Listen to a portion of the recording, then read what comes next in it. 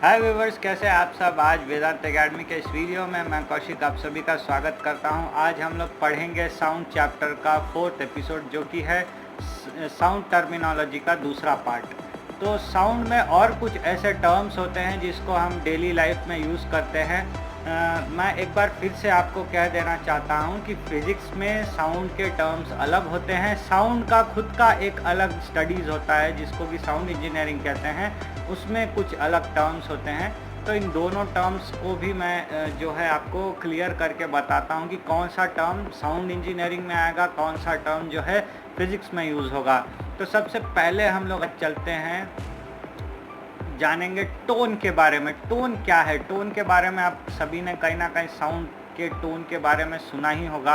Ring tone भी आजकल phone में आता है, वो भी टोन से ही रिलेटेड है। तो ये टोन क्या है जान लेते हैं। A sound of single frequency is called a tone. एक सिंगल फ्रीक्वेंसी पर अगर कोई साउंड प्ले हो रहा है तो वो एक टोन है। जैसे कि एक ट्यूनिंग फोर्क का साउंड होता है, हम उसको एक टोन पे बजाते हैं तो वो एक साउंड वाइब्रेट करता है, उसका टोन चेंज नहीं होता, वो कांस्टेंट रहता है। और ऐसे ही हारमोनियम का एक टोन होता है, वो हारमोनियम के लिए ही होता है।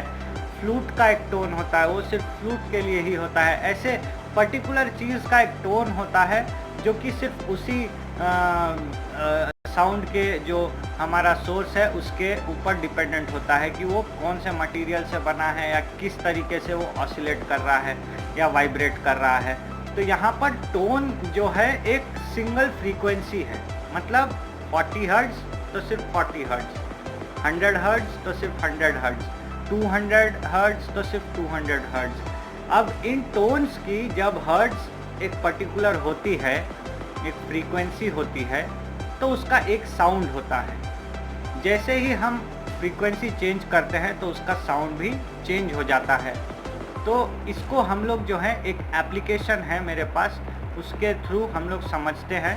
तो आइए देखते हैं कि कैसे हम एक पर्टिकुलर टोन पे जो है एक पर्टिकुलर साउंड को सुन सकते हैं। सो व्यूवर्स, अब हम देखने की कोशिश करते हैं कि साउंड की फ्रीक्वेंसी चेंज करने पर उसका टोन कैसे चेंज होता है। इसी के ज़रिए हम लगे हाथ ये भी देख लेंगे कि कैसे ट्रांसवर्स वेव्स के ज़रिए हम लोग जो है साउंड को समझ सकते हैं। तो इससे आपके पुराने वीडियोस के सारे डाउट्स भी क्लियर हो जाएंगे। तो आइए शुरू करते हैं। अब देखिए, ये 1 हर्ट्ज़ का साउंड है। इसकी ट्रांसवर्सल वेव देखिए ऐसी होती है। जब मैं इस हर्ट्ज़ को बढ़ाता हूँ, फ्रीक्वेंसी को बढ़ाता हूँ, बढ़ा करके 3 करता हूँ, तो देखिए इसकी वेव्स कुछ ऐसी नज़र आती हैं। इसका फ्रीक्वेंसी थोड़ा सा बढ़ गया है, साउंड कुछ सुनाई नहीं दे रहा। यहाँ पर 36 हर्ट्ज़ हो चुका है। अब 156 पे जो है ये थोड़ा सा वाइब्रेशन जैसा साउंड आने लगेगा। अब धीरे धीरे देखिए वेव्स भी जो हैं बदल रही है। आपको क्रस्ट और ट्रफ दिखाई दे रहा होगा। ये जो साइड में 2 पॉइंट्स है, ये दोनों जो हैं इसके एक्सिस लाइन है। इसके ऊपर ट्रफ और एक क्रेस्ट और ट्रफ यहाँ पर बन रहा है। एम्पलीट्यूड भी आप यहाँ पर समझने की कोशिश कर सकते हैं। और यहाँ पर जो है आपको एक साइकिल भी दिखाई दे रहा होगा। तो ये आप समझिए, पुराने टर्म्स को भी याद कीजिए। टर्मिनोलॉजी में जितने भी चीज़ें बताई गई थी उसमें आप जो भी देखना चाहते हैं उसको समझने की कोशिश कीजिए। अब मैं यहाँ पर फ्रीक्वेंसी को बढ़ाता हूँ।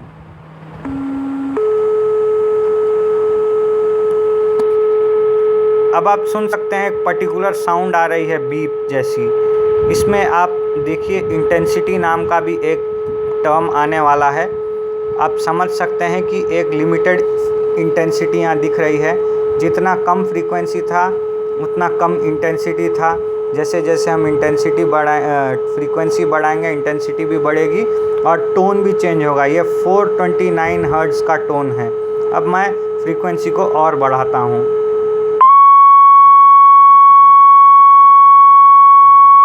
अब देखिए व्यूवर्स, यहाँ पर चेंज हो चुका है टोन। यहाँ पर 1112 हर्ट्ज़ का फ्रीक्वेंसी चल रहा है और आप यहाँ पर जो है देख सकते हैं कि कैसे वेव्स तैयार हो रही हैं। यहाँ पर कंप्रेशन और रेयरफैक्शन बहुत ज़्यादा है।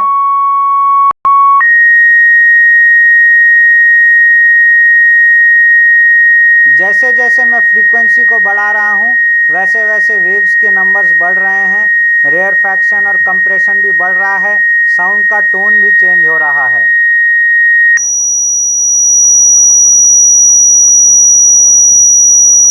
ये 5814 हर्ट्ज़ है, तो आप सुन सकते हैं कि कैसे हो रहा है। अब मैं धीरे धीरे इसको और ज़्यादा इंटेंस कर दूंगा, फ्रीक्वेंसी को और ज़्यादा बढ़ा दूंगा, तो आप चौंक जाएंगे रिज़ल्ट देखकर। जैसे जैसे फ्रीक्वेंसी बढ़ रही है साउंड का श्रिलनेस उतना ही बढ़ रहा है, लेकिन जब ये लिमिट के बाहर चले जाएगा तो शायद हमको सुनाई ही ना दे। आप इसको एक बार प्रैक्टिकली देख लीजिए। देखिए और श्रिलनेस बढ़ गई, हम लोगों को सुनाई तक नहीं दे रहा है ये। और आगे चलते हैं। अब देखिए ये मैक्सिमम हमारे डिवाइस में 22,000 हर्ट्ज़ की फ्रीक्वेंसी को जनरेट करने की पावर थी, जिसको हमने यहाँ पर यूज़ कर लिया। अब यहाँ पर ये इतना इंटेंस हो चुका है फ्रीक्वेंसी कि हम लोग सुन ही नहीं पा रहे हैं कुछ। तो ऐसा भी होता है, it is beyond the limit of our hearing power, हम सुन ही नहीं सकते इस साउंड को। तो आगे देखते हैं इसके बाद नोट के बारे में। तो आप लोग समझ गए होंगे कि एक पर्टिकुलर फ्रीक्वेंसी का टोन एक पर्टिकुलर टाइप का साउंड निकालता है, उसकी इंटेंसिटी को जो है हम लोगों ने समझ लिया एक वीडियो के थ्रू। अब इसमें हम नेक्स्ट आगे बढ़ते हैं नोट की तरफ कि ये नोट क्या होता है। अगर एक अलग अलग फ्रीक्वेंसीज के साउंड को मिक्स कर दिया जाए तो वो एक नोट बन जाता है। फॉर एग्ज़ाम्पल कहीं पर एक परफॉर्मेंस चल रही है म्यूज़िक की, उसमें तबले का एक अलग टोन होता है, फिर इंसान के वोकल्स का एक अलग टोन होता है, वायलिन का एक अलग टोन होता है, सारे इंस्ट्रूमेंट्स का जो है अलग अलग टोन होता है। इनको जब एक रिदम में हम मिला लेते हैं तो एक नोट तैयार होता है, म्यूज़िकल टाइप का ये चीज़ होता है। तो देखिए टोन जो हमने पढ़ा वो फिज़िक्स का टर्म है और नोट जो है वो साउंड इंजीनियरिंग से रिलेटेड टर्म है, उसका फिज़िक्स में कोई जगह नहीं है। अब आगे बढ़ के देखते हैं म्यूज़िकल साउंड के बारे में। Sound is produced by regular continuous and periodic vibrations of the body. जब कोई बॉडी साउंड प्रोड्यूस करती है, कैसे? रेगुलरली, कंटिन्यूसली और पीरियोडिकली वाइब्रेट करते हुए, मतलब वो एक रिदम में वाइब्रेट करती है, तो इसको जो है हम लोग म्यूज़िकल साउंड कहते हैं। ये जो साउंड तैयार हुआ है पर्टिकुलर एक बॉडी से, एक पीरियोडिक टाइम पे वाइब्रेट करने से उससे जो साउंड आता है उसको हम म्यूज़िक कहते हैं। It is pleasant and agreeable two years. तो ये जो है कानों को सुनने में बहुत ही अच्छा लगता है, बहुत ही प्लेजेंट होता है।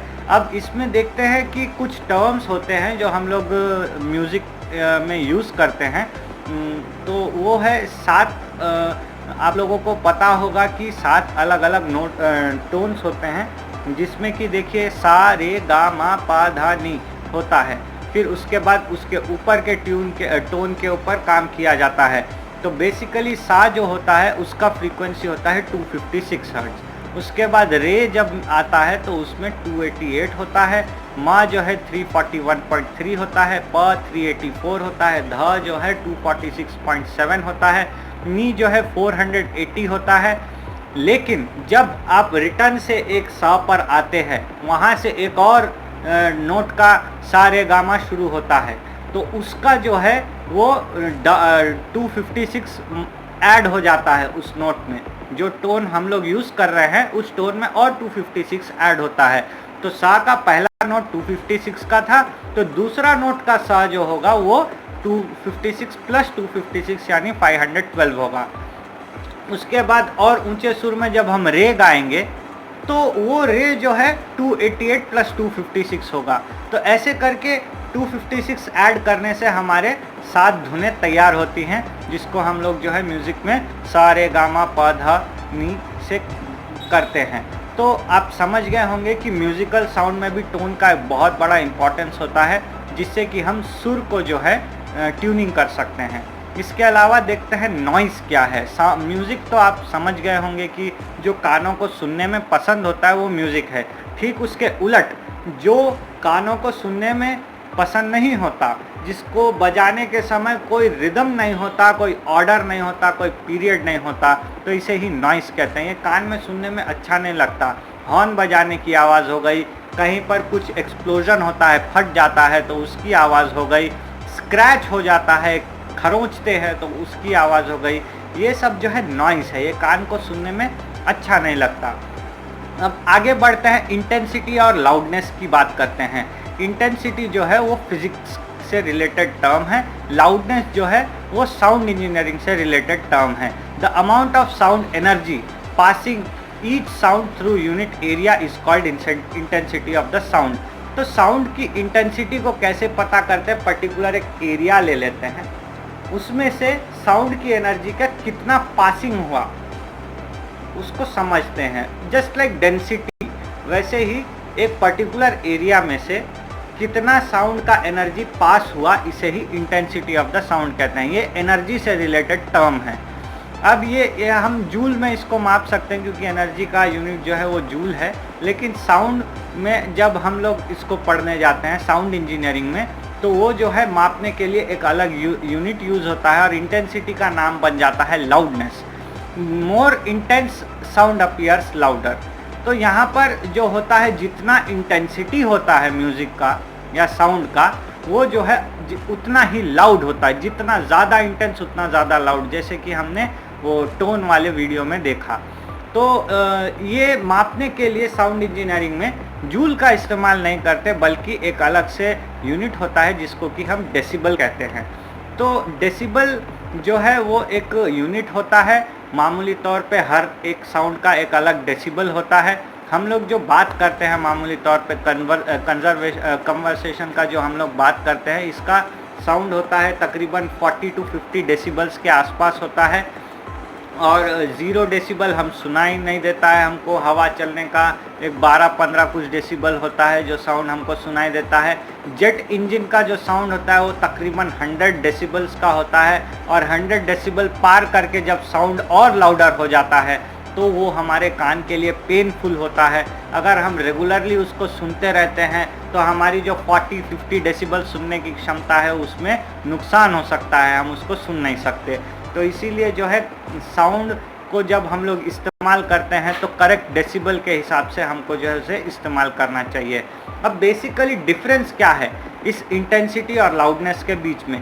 Just like physics and sound engineering के बीच में जो डिफरेंस है, वही डिफरेंस इंटेंसिटी एंड लाउडनेस के बीच में होता है। इसको क्लियर करने के लिए हम ये देखते हैं कि loudness is measurement of response of the year.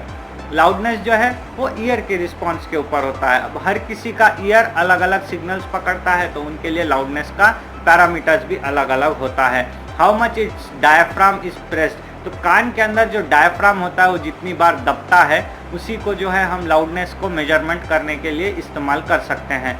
Intensity जो है वो एक फिजिक्स का टर्म है which refers to the energy contained in the sound waves. तो इंटेंसिटी यहाँ पर साउंड के एनर्जी की बात करता है, साउंड के लाउडनेस की बात नहीं करता कि साउंड के अंदर एनर्जी कितनी है।